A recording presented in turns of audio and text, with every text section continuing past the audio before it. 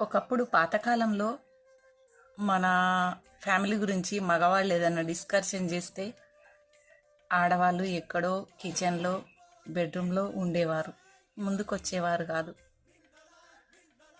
ఇప్పుడు మగవాళ్ళకి ఎదురే కాళ్ళ మీద కాలేసుకొని కూర్చుంటున్నారు ఆడవాళ్ళు.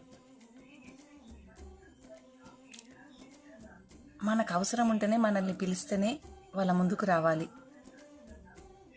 మన గురించి ఏమన్నా ఉంటే అవసరం లేకుండా వచ్చి కూర్చొని వాళ్ళు మాట్లాడే మధ్యలో తల దూర్చొద్దు. నన్ను తిట్టుకున్నా సరే నేను ఇప్పటికీ అలాగే ఉంటాను.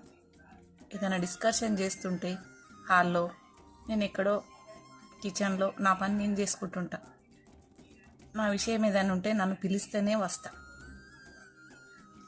అవసరం లేని వాటిల్లో మనం ఆడవాళ్ళము మగవాళ్ళ మధ్యలో తల దూర్చొద్దు.